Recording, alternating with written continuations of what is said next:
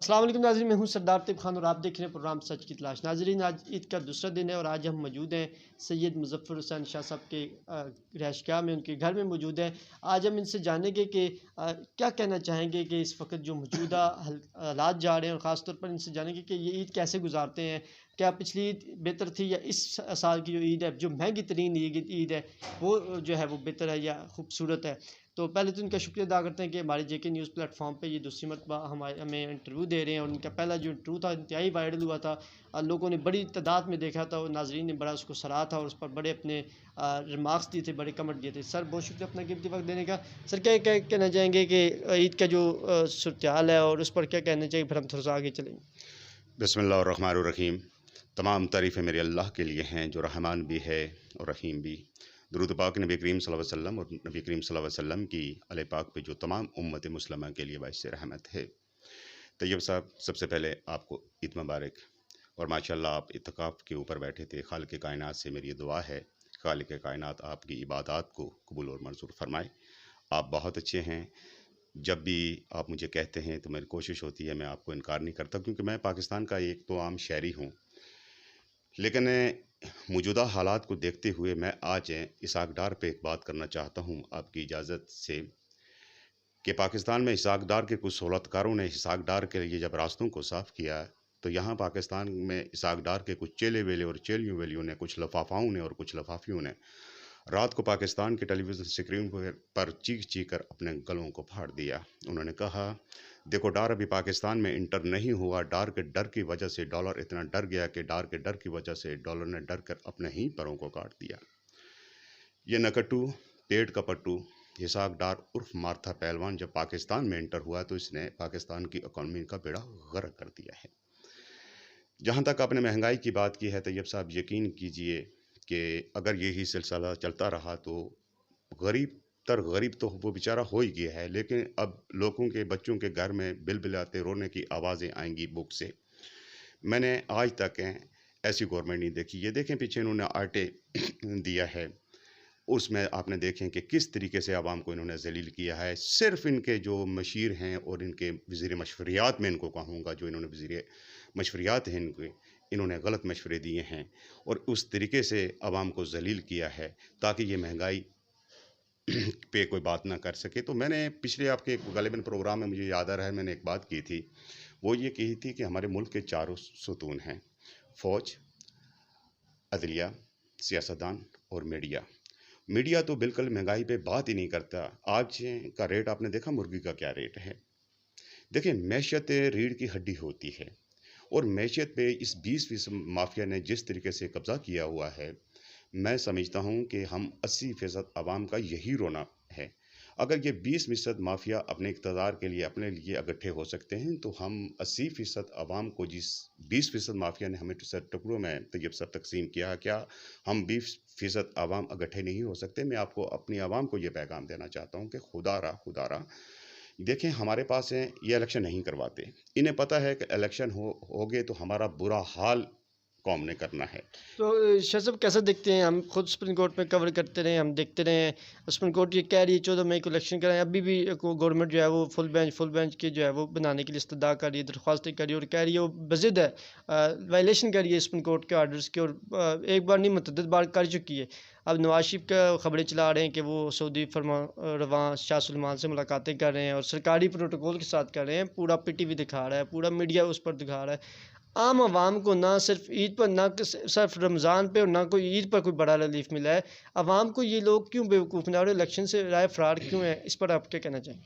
Sir, बात ये है कि ये आवाम के लिए तो आए ही नहीं है ना। ये सिर्फ अपने इन्होंने जो चोरियां की हैं, इन्होंने चकारियां की हैं, इन्होंने जो अपने कर्ज माफ़ करवाने के लिए आया। आवाम के लिए इन्होंने साल में क्या किया? आवाम को उस महंगाई की दलदल में फेंक दिया है कि आवाम, हम लोग अपनी रोटी रोज़ी के लिए तरस रहे हैं। कारोबार टोटल इन्होंने बंद कर दिया है। कारोबार का कोई है ही नहीं। जहाँ पे कोई इस टाइम मज़दूर से पूछें, मिस्त्री से पूछें, मज़दूर से पूछें, एक रेडी वाले से पूछें, हर बंदा परेशान हालत में है। असल मसला है कि इनको ये पता है कि ये गेम जब तक ये नहीं करेंगे, ये सिर्फ गेमर हैं, ये गेम करते हैं, ये आवाम के लिए तो नहीं आते ना। आवाम को तो ये बेवकूफ़ बना रहे हैं। आप देखें कि मैं उस दिन मैं तो टीवी बहुत कम देखता हूँ, लेकिन उस दिन मैंने देखा इतने बड़े बड़े इश्तिहार इन्होंने करोड़ों रुपए के दे रहे हैं टेलीविज़न के ऊपर, और इनके जो लफाफे और लफाफी हैं रात को इनकी तारीफ़ें कर करके अपने गलों को फाड़ रहे हैं। सर, आवाम के पास इनके मंसूबा कोई है ही नहीं, ना ये आवाम के लिए कुछ नहीं कर सकते। मैं तैयब साहब इसी तरह मैं आपसे कहता हूँ कि आप माशाल्लाह इतना हार्ड वर्क हैं, इतना काम करते हैं, आपकी मेहरबानी आप दोबारा मेरे पास आए। एक तो मैं आपसे मिलकर मुझे बहुत बड़ी खुशी मिली है।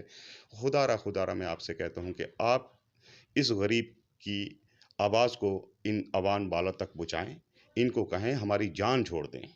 हमें भाई तुम्हारी ज़रूरत नहीं है, तुम सियासतदान नहीं हो। तुम IMF से कर्ज़े लेते हो, कर्ज़े हम अवाम उतारते हैं। कभी अवाम से पूछा कि हम कर्ज़ लेने के लिए जा रहे हैं? ये अवाम कहाँ से, गरीब आदमी कहाँ से देगी?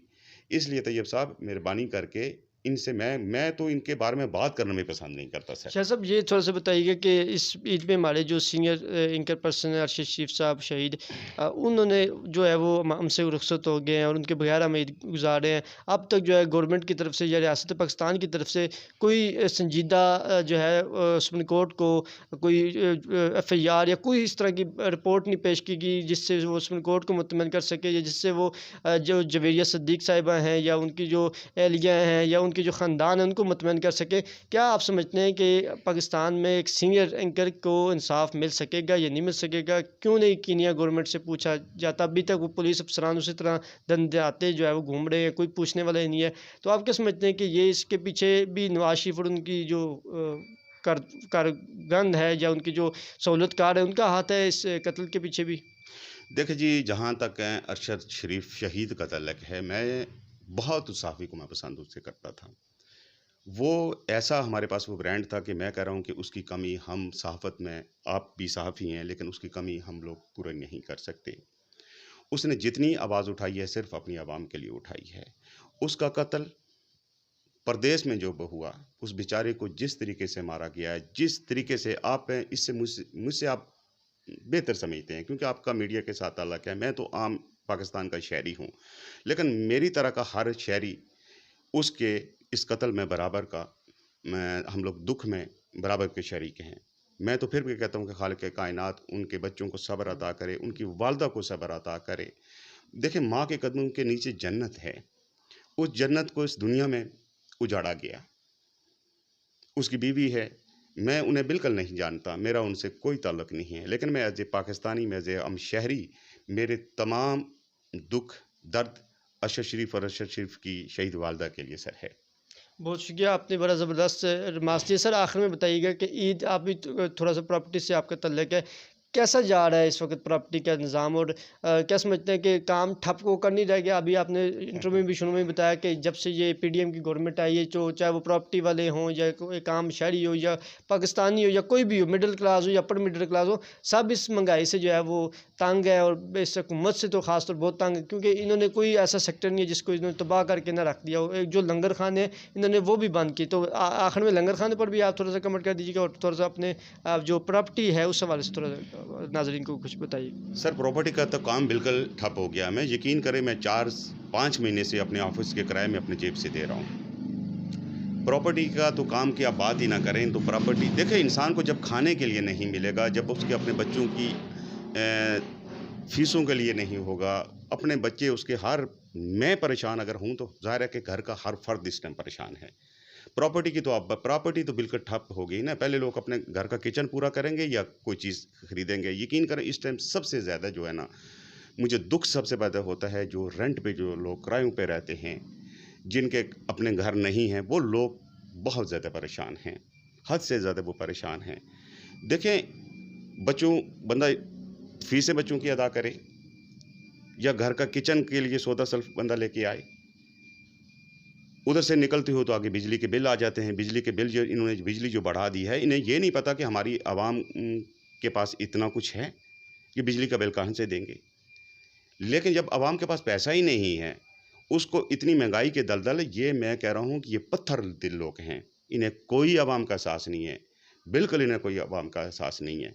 तो आपने जहाँ तक सेहत कार्ड की बात की है, देखें, सेहत कार्ड एक इमरान खान गवर्नमेंट ने जो दिया था, बहुत अच्छा उसका काम था, बहुत अच्छे तरीके से लोग जो है ना उससे फ़ायदा उठा रहे थे। और पहली बार किसी गवर्नमेंट ने आवाम के लिए इतना बड़ा पैकेज दिया, तकरीबन 7 से लेकर 10 लाख रुपए का पैकेज दिया है।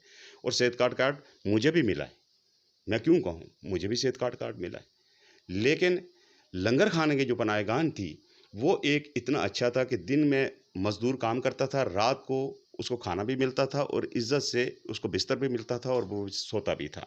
یہ 2 کام عمران خان نے بہت اچھے کیے ہیں، اور میں خان صاحب سے کہتا ہوں، خان صاحب ماشاءاللہ آپ نے تو پوری قوم کو آپ نے بھی ویسٹ کوٹ اور وہ پہنا ہوا ہے، اور خان صاحب کھیڑیاں بہت مہنگی ہو گئی ہیں مارکیٹ میں، کہ آپ کے دور میں تو ماشاءاللہ سستی تھی، تو آج تو بہت مہنگی ہو گئی ہیں۔ میں خان صاحب کے لیے میرا یہی پیغام ہے۔ بہت بہت شکریہ مظفر شاہ صاحب جی، ناظرین ہمارے ساتھ موجود تھے، اور عید کے دوسرا دن جیسا کہ اس وقت جاری ہے اور تمام لوگ اپنے عزیز و رشتہ دار کے ساتھ جو ہے وہ عید کی خوشیاں منا رہے ہیں۔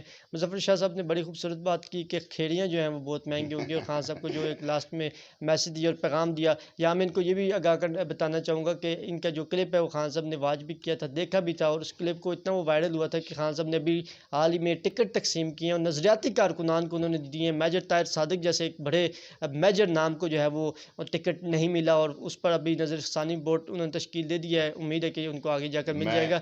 لیکن میں مظفر صاحب کو یہ بتا رہا ہوں کہ خان صاحب نے ان کا کلپ وہ دیکھا تھا، اور وہ کلپ سوشل میڈیا پر، ٹویٹر پر، ہر جگہ بڑا وائرل ہوا تھا، اور وہ خان صاحب تک بھی پہنچا تھا، اور انہوں نے بھی واچ کیا تھا کہ کارکنان جو ان کے ورکر ہیں، جو عام شہری ہے، وہ ان سے کیا مطالبہ کرتے ہیں یا ان سے وہ کیا کچھ کہہ رہا ہے، تو وہ خان صاحب تک پہنچا، اور بھی بہت سارے لوگ تھے جن کی آواز تھی کہ اس بار جو ٹکٹ ہیں وہ نظریاتی کارکنان کو ملنے چاہیے، اور جو پی ٹی آئی کا پرانا فیس ہے اس کو ملنے چاہیے، کیونکہ اس وقت عمران خان صاحب پتھر کو بھی ٹکٹ دے دیں گے تو عوام جو ہے وہ اس پر لبیک کرنے کے لیے تیار ہے۔ تو کچھ اگر اس حوالے سے بھی کچھ کمنٹ کرنا چاہے تو لاسٹ کر سکتے ہیں آپ۔ میں اپنے خان صاحب کا شکریہ ادا کرتا ہوں کہ خان صاحب آپ بہت اچھے ہیں۔